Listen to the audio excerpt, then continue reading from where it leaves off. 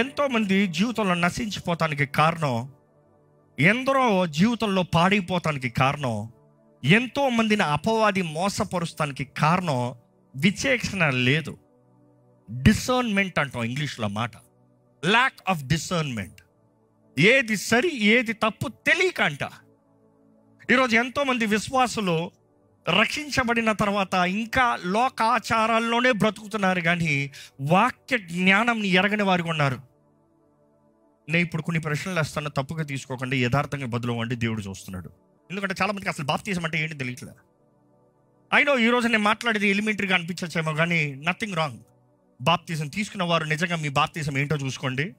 బాప్తిజం తీసుకున్న వారు ఎందుకు బాప్తిజం తీసుకోవాలో తెలుసుకోండి. అసలు బాప్తిజం అంటే ఏంటి?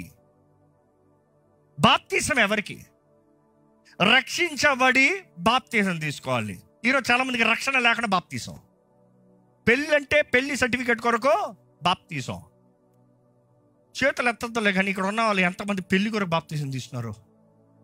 పాస్టర్ గారు అంటారంట, నువ్వు క్రిస్టియన్ అనేది బాప్టిజం సర్టిఫికేట్ ఉంటేనే నీకు నేను పెళ్లి చేయొచ్చు అంటే నెక్స్ట్ వారం వచ్చేస్తాడంట లైన్ కట్టి. దేనికి?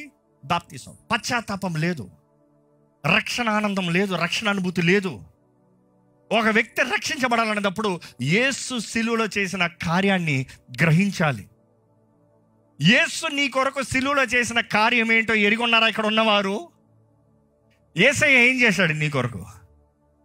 పరమును విడిచి వచ్చి ఆయన సమస్తము నీ కొరకు త్యాగము చేసి, ఏ మాత్రము దోషము లేనివానిగా, ఏ మాత్రం ఆయన మీద ఏ ఒక్క నేరమము లోపము చూపిన లేనివానిగా, అన్ని విషయాల్లో పరిపూర్ణ మానవుడిగా బ్రతికి చూపించి దేవుని గొర్రెపిల్లగా మారి నా పాప శాపములు దోషములు అంతా ఆయన తీసుకుని ఆయన వీపు దున్నబడి, యెషయా 53 చూస్తే మన అపరాధముల నిమిత్తమై మన దోషముల నిమిత్తమై ఆయన నలగొట్టబడి వెరగొట్టబడి ఆయన పొందిన దెబ్బల ద్వారంగా ఏంటి తెలీదా? మనకి స్వస్థత. ఈరోజు నీకు స్వస్థత కావాలంటే యేసు ప్రభు దానికి వెల చెల్లించాడు. నీకు స్వస్థత కావాలంటే ఆయన పొందిన దెబ్బల ద్వారంగా నీకు స్వస్థత అంతా. యేసును అంగీకరించకుండా నాకు స్వస్థత కావాలంటే ఏమొస్తుంది? స్వస్థత అన్నప్పుడు శరీర స్వస్థత మాత్రమే కాదు, మానసిక స్వస్థత. ఈరోజు ఎందరో ట్రామాస్, లివింగ్ ఇన్ ట్రామాస్, ఎన్నో రకమైన ఒత్తిళ్లతో, హృదయంలో గాయాలతో, చిన్ననాటి నుండి కలిగిన అవమానము, నిందలు, తునీకరణ, రిజెక్షన్, డిప్రెషన్, మనుషుడు ఒంటరితనంలో ఐసోలేట్ అయిపోయి ఉన్నాడు. ఎవరితో పంచుకుంటలేదు, ఎవరితో మాట్లాడతలేదు, ఎవరితో స్నేహం చేయట్లేదు. అవసరమైతే భార్య భర్తని జీవిస్తున్నారు, కానీ ఒకరి మధ్య ఒకరి సంబంధం కూడా లేకుండా ఉన్నారు. ఇక్కడ ఉన్న మిమ్మల్ని అడుగుతున్నానండి, యేసు మీ కొరకు చేసిన కార్యాన్ని మీరు గుర్తెరిగితే, ఎందుకంటే బైబిల్ మొత్తంలో చూస్తే it is all about faith, విశ్వాసం. మీరు అంగీకరిస్తేనే, మీరు విశ్వసిస్తున్నామన్న రుజువు ఏంటంటే నమ్మి బాప్తిజం పొందు, రక్షణ అనుగ్రహించబడుతుంది. నువ్వు నమ్మకన్నా బాప్తిజం తీసుకోకనా రక్షణ లేదు. యేసు దగ్గర నీ పాపాలు ఒప్పుకుంటే మాత్రం చాలదు. Do it. బైబిల్లో చూస్తాము, పాత నిబంధనలు వారికి నిబంధన సూచన ఏంటంటే అబ్రహాము సంతానానికి, లేకపోతే అబ్రహాము నిబంధనలో భాగంలో ఉన్నాను అని చెప్పేదానికి సూచన ఏంటంటే సర్కంసిషన్, సున్నతి చేయబడతాం. కానీ నూతన నిబంధనలు చూసినప్పుడు పౌలు రాస్తాడు, మనం అబ్రహాము సొత్తుగా వెళ్ళి ఆ నిబంధనలకు అడుగు పెడతలే, యేసుతో నిబంధనలు ఉన్నాం మనం. నువ్వు యేసు నిబంధనలు ఉన్న దానికి సాదృశ్యం ఏంటి తెలుసా? ఈరోజు సున్నతి కాదు, ఆ సున్నతి కాదు, మన సున్నతి బాప్తీసం అనేది బైబిల్లో రాయబడి ఉంది. నువ్వు బాప్తీసం తీసుకుంటాం మూలంగా నీవు క్రీస్తుతో సున్నతి చేయబడ్డావు. ఇంకో మాటలు చెప్పాలంటే కలపబడ్డావు, నిబంధనలు ఉన్నావు. ఈరోజు మిమ్మల్ని అడుగుతున్నానండి, యేసుతో ఉండాలని ఆశ ఉందా? యేసుతో బ్రతకాలని ఆశ ఉందా? మనుషులంతా ఏం తింటామా, ఏం తాగుదామా, ఏం ధరించుకోదామా, ఇందులోనే అయిపోతుంది బ్రతుకు. ఈరోజు ఈ ఫోన్ యాప్లు వచ్చిన తర్వాత ఇదే దరిద్రం. ఎప్పుడు చూసినా ఈ యాప్లో ఏం ఆర్డర్ పెడదాం, ఏం కొందాం, ఏం బట్టలు వేసుకోదాం, ఏది ఆ సేల్ వస్తుంది. మనుషుడంతా అక్కర్లేని ఆశలు, అక్కర్లేని పనులు, అక్కర్లేని కోరికలు. దేవుడు లేడు. కానీ ఇక్కడ మిమ్మల్ని ప్రభు నామంలో వేడుకుంటున్నా, దేవుడిచ్చిన ఈ జీవితము ఒక వరం అండి, ఒక బహుమానం. ఈ జీవితము దేవుడు నీకు ఇచ్చాడు, నీకు ఇష్టం వచ్చేలా బ్రతుకుతానికి కాదు, దేవునికి లెక్కప్ప చెప్పాలని. ఆయన రాకడ సమీపంగా ఉందన్న విషయం మనందరికీ తెలుసు. అవసరమైతే మారనాథ అంటాం. ఎక్కడ ఒకసారి గట్టి చెప్పండి మారనాథ అని. మారనాథ అన్న మాటకు అర్థం ఏంటి? యేసు వేగరమే రమ్ము, యేసు త్వరగా రా, యేసు వేగరగా రా. ఈరోజు మీరు అన్న మాటకి యేసయ్యా వేగంగా రా అన్న వెంటనే ఇదిగో బిడ్డ వచ్చేస్తాను అన్నాడు అనుకో, రెడీయా? అకౌంట్లు ఇస్తాను రెడీయా? ఎందుకంటే నేను వస్తే ఆయన రక్తాలు కలబడ్డా ఎత్తబడిపోతున్నాను అనుకుంటామేమో. జాగ్రత్త. Judgement begins in the house. ఆయన ఇంటి బిడ్డలో స్టార్ట్ చేస్తాడంట, ఆయన ఇంట్లో ప్రారంభిస్తాడంట. ఏది నీకు ఇచ్చిన జీవితం ఏది? ఎందుకంటే ఆ దాసుడు ఒకటిచ్చిన వాడు దాసుడే, కానీ ఏం చెప్పాడు? తీసుకెళ్ళి వెళ్ళి పళ్ళు కొరికే స్థలంలో, ఆ చీకట్లో అక్కడ పడేయండి అయ్యా. అక్కడ అగ్ని ఆరదు, పురుగు చావదు. అలాంటి వేధించబడే స్థలంలో పడేయండి అయ్యా. ఈరోజు మనం అనుకుంటున్నామండి ఏదో ఏసా రక్తాలు కడిగిపోతే అయిపోతాడు. నో, లెక్కప్ప చెప్పాలి. నీకు ఇచ్చిన జీవితంలో ప్రతి దానికి లెక్కప్ప చెప్పాలి. అది మంచిదైనను చెడ్డమైనను. నోటితో మాట్లాడే ప్రతి వ్యర్థమైన మాట కూడా లెక్కప్ప చెప్పాలంట. జాగ్రత్త. Bible is very clear. ఈరోజు మనమైతే ఏదో దీవెన కావాలా, ఆశీర్వాదం కావాలా, ఏదో ఒక తృప్తి కావాలా, ఏదో ఒక కిక్ కావాలా, ఏదో ఒక సహాయం కావాలా, లేకపోతే నువ్వు అనుకున్నంతా ఫెయిల్ అయిపోయిన తర్వాత ఎవడన్నా సాయం చేసి ఎవడన్నా దేవుడన్నా ఒకడు ఉన్నాలే వెళ్ళి ప్రార్థన చేద్దాం. కానీ ఈరోజు దేవుడు ఏం ఎదురు చూస్తున్నాడంటే ఆయన ప్రియుల కొరకు ఎదురు చూస్తున్నాడండి, తన భార్య కొరకు ఎదురు చూస్తున్నాడండి. సంఘం తన భార్య. ఈరోజు క్రీస్తు రక్తంలో నువ్వు కడగబడ్డావంటే నువ్వు ఆయన కొరకు సిద్ధపడిన సంఘం కొన్నావు. దేవుడిచ్చిన ఈ జీవితము దేవుడు ఎరిగొన్నాడు. ఎప్పుడైతే తినవద్దన్న ఫలం అవ్వ తినిందో పడిపోయిన స్థితి దేవుడు మాకు తెలియజేస్తుంది. అవ్వ మోసపోయిందంట, ఆదాం మోసపోలేదంట. అవ్వ మోసపోయింది, ఆదాం మోసపోలే. మరి ఎందుకు తిన్నాడు? అవ్వ మోసపోయింది, బైబిల్ స్పష్టంగా తెలియజేస్తుంది. ఆదాము మోసపోలే, మరి ఎందుకు తిన్నాడు? You see that is where the thing. ఆదాము ఫలము తినటానికి ముందు ఏం బుద్ధి అయింది? ఈజ్ ఎ పర్ఫెక్ట్ మ్యాన్ తినేంత వరకు. తిన్న తర్వాతనే పడిపోయిన ఆ స్వభావం. ఈరోజు మీకు ఆ క్వశ్చన్కి ఆన్సర్ రావాలంటే యేసు ప్రభు ఈ లోకంలోకి ఎందుకు వచ్చాడు? ఈ పాపుల్ని రక్షిస్తానికి ఎందుకు వచ్చాడు? ఈ పాపుల దగ్గరికి ఎందుకు వచ్చాడు? ఆయన ప్రేమించాడు కాబట్టి వచ్చాడు. పాప ఆదాం అనుకుని ఉంటాడేమో, అవ్వ తిని పడితే నేను వస్తాను నిన్ను రక్షిస్తానికి అనుకున్నాడేమో, నీతో పాటు నేను వస్తాను అనుకున్నాడు. పాప ఆయనకేం తెలుసు? తిన్న తర్వాత నువ్వు ఇచ్చిన ఈ స్త్రీ అన్నాడు, బుద్ధి మారిపోయిందిగా. కానీ యేసు ప్రభు మనం ఇంకనూ పాపులై ఉండగానే క్రీస్తు మన కొరకు మరణించాను. ఆయన అన్ని విషయంలో పరిపూర్ణుడుగా బ్రతికి చూపించాడు. ఈరోజు అంతటా మనం చేయలేమని ఆయన తన రక్తాన్ని మన కొరకు చిందించి, ఆయన క్రయధనాన్ని చెల్లించి, మన సమాధాన శిక్ష అంతా ఆయన మోసి, ఆయన దెబ్బల దూరంగా మనకి స్వస్థత ఇచ్చి మనల్ని ఆయన సొత్తుగా చేసుకున్నాడండి. బైబిల్ అనేక సార్లు చూసినప్పుడు, హోషేయ గ్రంథం అవ్వచ్చు, ఇంకా అనేక సార్లు చూసినప్పుడు బైబిల్లో దేవుడు అంటాడు, ఇశ్రాయేలు నా భార్య, నా భార్య అయిన ఇశ్రాయేలు అంటే ఎంత ప్రేమతో చూస్తున్నాడు దేవుడు. నాదయ్యా, నా సొత్తయ్యా. ఈరోజు చాలామంది భార్య అంటే మేల్ ఫీమేల్ సెక్షువాలిటీ వస్తుంది. No, he's talking about the love, the intimacy love. ఈ లోకంలో అతి అధికారము కలిగిన, పొజెసివ్నెస్ కలిగిన రిలేషన్షిప్ ఉందంటే హస్బెండ్ అండ్ వైఫ్. ఎందుకంటే ఒక భర్త, పురుషుడు భార్య పైన ఉన్న ప్రేమకి భార్య ఎట్టు తిరిగి ఊరుకోడు. ఆ పురుషుడు ఎదురు చూసేది భార్య నన్ను గౌరవించాలి. ఆనర్ ఇస్ నెంబర్ 1 వివాహంలో. నన్ను గౌరవించకపోతే ఊరుకోడు పురుషుడు. ఈరోజు అనేక కుటుంబాల గొడవలు ఎందుకు చూడండి. ఆయన కొట్టాడు అంటాడు, ఎందుకు కొట్టాడు వెళ్ళి అడుగు. ఆయనను గౌరవించిన నెక్స్ట్ సెకండ్ ఊరక ఉండడు. ఎందుకంటే మనుషుడి బుద్ధి ఏంటంటే గౌరవించవా, నేను గౌరవం వచ్చేలా చేసుకుంటా, నీకు భయం కలిగించానా, నువ్వు నన్ను గౌరవించేలా చేసుకుంటా. You see that is simple it is. క్రీస్తు మనకి శిరస్సు అయి ఉన్నాడు. వివాహ సంబంధం చూసినప్పుడు క్రీస్తు సంఘంతో పోల్చబడింది. ఇంకా వేరే ఏ సంబంధం అంత గొప్పగా పోల్చబడలే. క్రీస్తు సంఘము, యేసు నీవు, భార్య భర్త, అది రిలేషన్షిప్. ఈరోజు మనం జ్ఞాపకం చేసుకోవాలండి, నీ ఇష్టానుసారంగా నువ్వు బ్రతుకుతే చివరికి నాశనమే. మనమందరం పాపులమే. మనల్ని రక్షిస్తానికి నాదుడైన యేసు వచ్చాడు. కానీ రక్షించబడిన నీవు నెక్స్ట్ అడుగు ఏంటి? రక్షించబడతామనేటప్పుడు ఆయన ఒక ప్రశ్న ఇప్పుడు అడుగుతానులే, ఎంతమంది రక్షించబడ్డారో చేతులు ఎత్తండి. సరే, బాప్తిజం తీసిన వారి చేతులు ఎత్తండి. ఎందుకు ఎక్కి? అంటే రక్షణ లేకుండా బాప్తిజం తీసుకుంటారా? రక్షణ ఏంటి? బాప్తిజం ఏంటి? ఒక పాపి తన పాపాలను ఒప్పుకుని, తన పాపపు స్థితిని ఒప్పుకుని యేసును సొంత రక్షణగా అంగీకరిస్తాం. ఒక వ్యక్తి జీవితంలో రక్షణ కార్యం జరుగుతుందంటే అది పరిశుద్ధాత్మ కార్యం. పరిశుద్ధాత్ముడు ఒక పాపిని ఒప్పింపజేస్తాడంట తన పాపం నిమిత్తమై, యేసుతో కలుపుతాడు. కానీ నెక్స్ట్ చూసినప్పుడు రక్షించబడిన నీవు బాప్తిజం తీసుకోవాలి. ఆయన నిబంధనలో పాల్గొనలు పొందాలి. ఆ నిబంధనలోకి నువ్వు అడుగు పెట్టకపోతే నీ రక్షణ సంపూర్ణం అవ్వలే. నమ్మి బాప్తిజం పొందిన రక్షణ అనుగ్రహించబడుతుంది. ఈరోజు చాలామంది రహస్య క్రైస్తవులు అంట.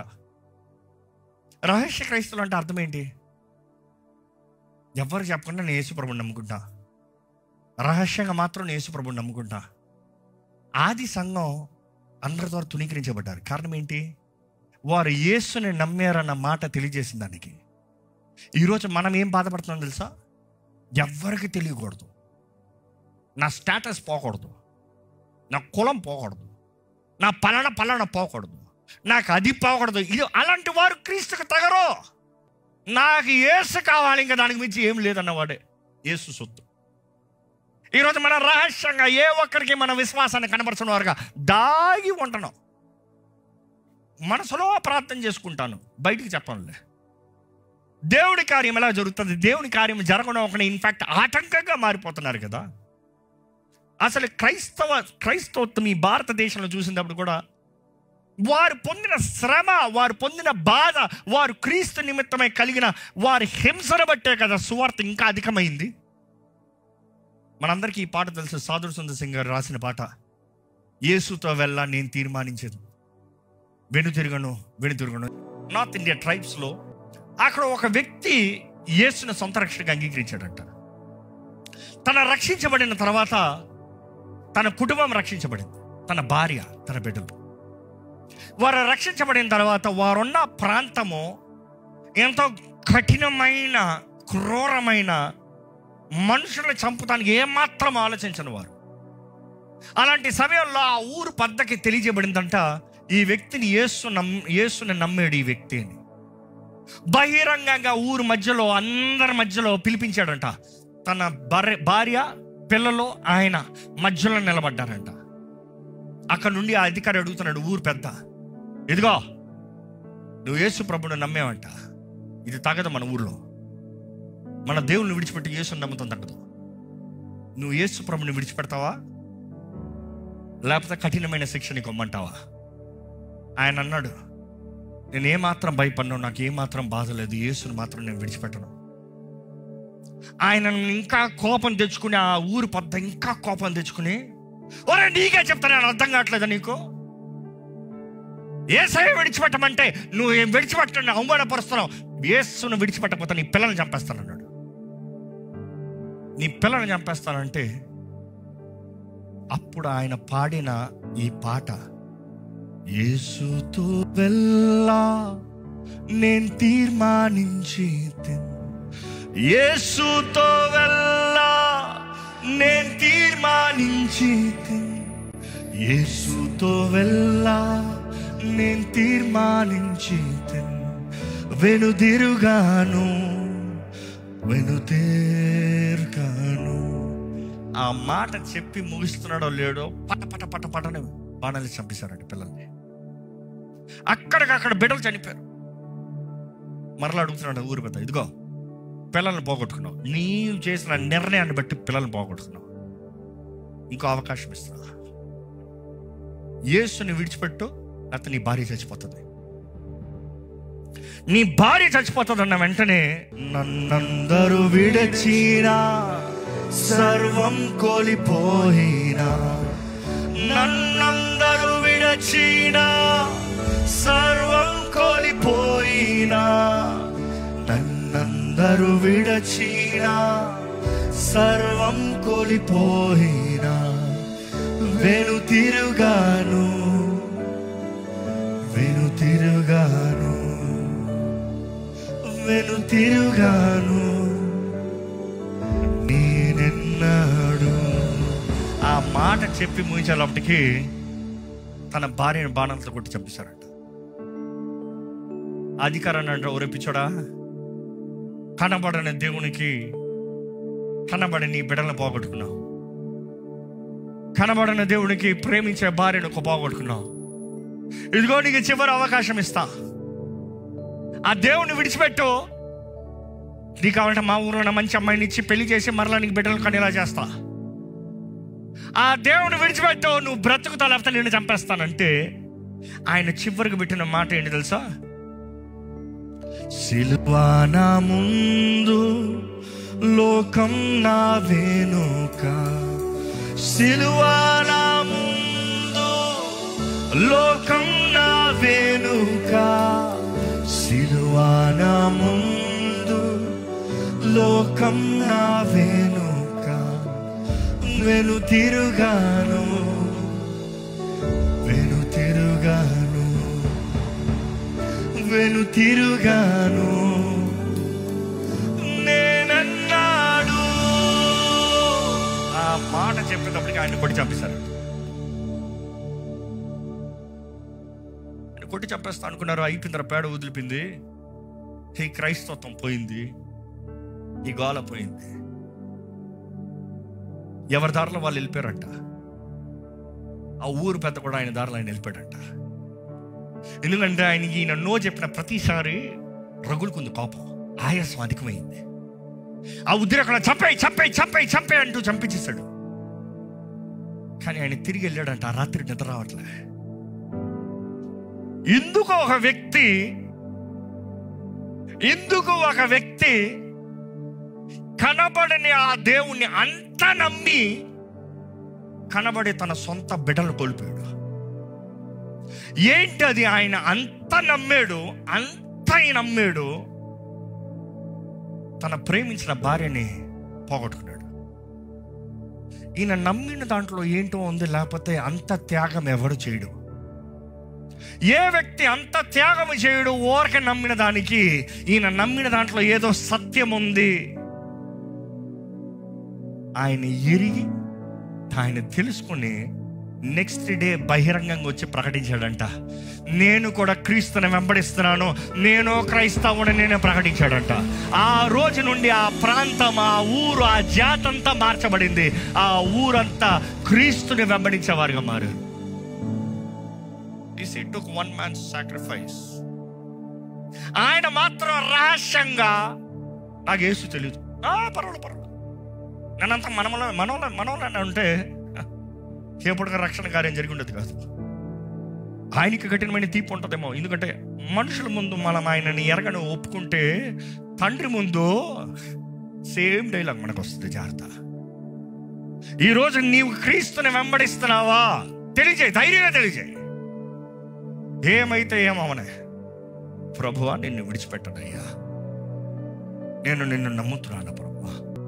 కానీ ఈరోజు ఇక్కడ వచ్చిన వారందరూ ఒక నిర్ణయం చేయాలండి. నేను నిర్ణయం చేయనంటే నువ్వు చేసే నిర్ణయం అయిపోయింది. ఏంటంటే నేను చేయను, నా దారి అంటాం. నేను చేయను, నేను ఏం మాట్లాడనంటే నీ ఇష్టము, నా స్వార్థం అంటాం. కానీ మీరు ఎక్కడైతే, ఎవరైతే ఇక్కడ ప్రభువా నా వలన నేను బతకలేనయ్యా, నాకు నువ్వు కావాలి, నీ రక్షణ కావాలి, నీతో బ్రతుకుతా, నీ సొత్తుగా బ్రతుకుతా, నీ సాక్షిగా జీవిస్తా, నన్ను మార్చు, నన్ను మలచు, నన్ను సరిదిద్దు, నన్ను నీ సొత్తుగా జీవింపజేయంటారు. ఎక్కడ ఈ సమయంలో ప్రార్థనలో నిర్ణయిద్దాం. రండి, తలను ఉంచుతామండి, తలను ఉంచుతాం. తల నుంచి ప్రార్థనలో దేవుడికి చెప్పండి, దేవుడితో చెప్పండి, దేవునితో చెప్పండి. మీరు ఏం చేయబోతున్నారు దేవునితో చెప్పండి. మీ నిర్ణయం ఏంటో దేవునితో చెప్పండి. ఇంకా సందేహిస్తూ ఉండద్దు. ఈరోజు నీవు ఒక నిర్ణయం చేయాలండి. జీవమా మరణమా ఏది కావాలి కోరుకో. ఆశీర్వాదమా శాపమా ఏది కావాలి కోరుకో. జీవాన్ని కోరుకుంటా ఉంటే చెప్పండి, యేసయ్యా నా జీవితాన్ని నీ చేతులకు అప్పచెప్తున్నానయ్యా. నీవు నా దేవుడివయ్యా, నీవు నా రాజువయ్యా. నా పాపాలను ఒప్పుకుంటున్నానయ్యా. నన్ను క్షమించు, నన్ను కడుగు. నేను ఎలా బ్రతకాలి నాకు తెలియదు. పాపాన్ని ఎదిరించే శక్తి నాకు లేదు. నాకు సహాయం చేయి. నా జీవితాలకు కావాల్సిన విడుదల దయచేయి. నా జీవితాలకు కావాల్సిన సహాయం దయచేయి. ఉన్న పాటను నీ దగ్గరకు వస్తున్నానయ్యా, నన్ను మార్చయ్యా. ఉన్న పాటను నీ దగ్గరకు వస్తున్నానయ్యా. నీ ప్రేమను జీవించాలని ఆశపడుతున్నాను, నన్ను అంగీకరించు ప్రభువా. ఈ రోజు నుండి నీకు దగ్గరకు ఉంటాను. ఈ రోజు నుండి నీకు ఇష్టడుగా ఉంటాను. ఈ రోజు నుండి నిన్ను మహింపరుస్తూ జీవిస్తానయ్యా. నన్ను క్షమించు, నా పాపాలు క్షమించు, నా తప్పిదములను క్షమించు, నా జాగ్రత్త నిర్లక్ష్యతను క్షమించు. నన్ను సరిచేయి. ఈరోజు ఇంకా సందేహిస్తూ, ఇంకా ఇది నిజమా, ఇది జరుగుతుందా, దేవుడు చేస్తాడా, దేవుడు విడిపిస్తాడా అంటే దేవుడు నీతో మాట్లాడుతున్నాడు. ఇంకెంత రుజువులు అవ్వాలి, ఇంకెంత నా కృప నీకు చూపించాలి, ఇంకెంత ప్రేమ నీకు చూపించాలి, ఇంకెన్నిసార్లు నేను క్షమించాలి. సమయంలో దేవుని దగ్గర చెప్పండి, దేవా నేను ఇంకేమాత్రం సందేహిస్తాను, నాకు నువ్వు కావాలి, నాకు నువ్వు కావాలి. బిగ్గర చెప్పండి, యేసయ్యా నాకు నువ్వు కావాలి, యేసయ్యా నాకు నువ్వు కావాలి. యేసయ్యా నీ కొరకు బ్రతుకుతాను, యేసయ్యా నీ సాక్షిగా జీవిస్తానయ్యా. నా పాపాలంతా నీ రక్తంతో కొట్టివే ప్రభువా, నా దోషాలంతా నీ రక్తంతో తుడిచివే ప్రభువా. నన్ను నిత్య జీవ వారసునిగా చేయ్యా. ఆనందముతో నన్ను నింపయ్యా, రక్షణ ఆనందముతో నన్ను నింపు ప్రభా. దేవా నాకు నువ్వు కావాలి, నాకు నువ్వు కావాలి, నాకు నువ్వు కావాలి ప్రభువా. నీ ఆనందం నాకు కావాలి, నువ్వు నాకు కావాలి ప్రభా. నిజంగా యేసయ్య మీకు కావాలంటే చెప్పండి, నోరు తెరిచి చెప్పండి. మనసులో చెప్పడం కాదు, మనసులో చెప్పడం కాదు, నోరు తెరిచి ప్రార్థన చేస్తా నేర్చుకోండి. మనసులో కాదు, హృదయం విప్పాలి, నోటితో ఒప్పుకోవాలి. యేసు నా దేవుడు ప్రకటించండి. యేసు నా దేవుడు, యేసు నా రక్షకుడు, నేను యేసు ప్రభు సొత్తుని. సాతానికి నా పైన అధికారం లేదు, ఏ శాపానికి నా పైన అధికారం లేదు, ఏ పితరు దోషములకి పాపం నా పైన అధికారం లేదు, ఏ చీకటి నా పైన అధికారం లేదు. No evil has power over me. ధైర్యంగా చెప్పండి, ధైర్యంగా చెప్పండి. పరమ తండ్రి, ఇదిగోనే ప్రియ కుమారుడు నామమున నీ దగ్గరకు వస్తున్నానయ్యా. నన్ను అంగీకరించు పరమ తండ్రి, నన్ను అంగీకరించు. నన్ను నీతిమంతుడిగా చేయి, నన్ను నీ బిడ్డగా చేయి, నన్ను నీ సొత్తుగా చేయి, నన్ను నీ సాక్షి నిలబెట్టు. నీ మహిమాంతమై నేను జీవిస్తానయ్యా, నీకు అంగీకారంగా నేను బ్రతుకుతానయ్యా. నీ చిత్తము నా జీవితంలో జరిగించాలని ఆశ కలిగి ఉన్నాను తండ్రి. నీ చిత్తమే నా జీవితంలో జరగాలి. చెప్పండి, ధైర్యంగా చెప్పండి. నన్ను మలచయ్యా, నన్ను మార్చయ్యా, నన్ను సరిదిద్దయ్యా, నన్ను సరి చేసుకోయ్యా. నీవు ఎట్లా నడిపిస్తే అట్లా వస్తానయ్యా. నీ మార్గంలో నేను వస్తాను, నీ చిత్తంలో నేను బ్రతుకుతాను, నీ చిత్త ప్రకారం నేను జీవిస్తాను. నన్ను వాడుకో దేవా, నన్ను వాడుకో. నీ ఆత్మతో నన్ను నింపు. పరిశుద్ధాత్మ దేవాన్ని నా ఆహ్వానిస్తున్నాను. చెప్పండి, పరిశుద్ధాత్మ దేవాన్ని నా ఆహ్వానిస్తున్నాను. నన్ను యేసు మార్గంలోకి నడిపించు. పునరుద్ధరణపు శక్తి నన్ను నింపయ్యా. నాలో నుండి తండ్రి చిత్తం అంతయు నెరవేరాలి. నాకు శక్తి దయచి. Give me the strength holy spirit, give me the strength lord. Kristu స్వరూపంలోకి నన్ను మలచవా అడగండి. పరిశుద్ధాత్మ దేవా, నన్ను క్రీస్తు స్వరూపంలోకి మలచయ్యా. క్రీస్తు యేసుకి కలిగిన మనసు నాకు దయచేయ్యా. నా శక్తి చాలదు, నీ శక్తి చాలదు అంటే చెప్పండి, దేవుడితో చెప్పండి, నా శక్తి చాలదు, నా బలము చాలదు, నాకు నువ్వు ఎంతో అవసరము ప్రభా. నాకు నువ్వు ఎంతో అవసరమయ్యా. నాకు నువ్వు కావాలి ప్రభువా. చెప్పండి, ప్రతి ఒక్కరు ఇక్కడ ఉన్న ప్రతి ఒక్కరు చెప్పండి, దేవుడు కావాలి కదా. దేవుడు లేకుండా మనం ఏం చేయలేము కదా. నాకు నువ్వు కావాలయ్యా. హృదయాన్ని విప్పండి, హృదయాన్ని విప్పండి, ప్రార్థన చేయండి. హృదయం లోతులో నుండి ప్రార్థన రాని.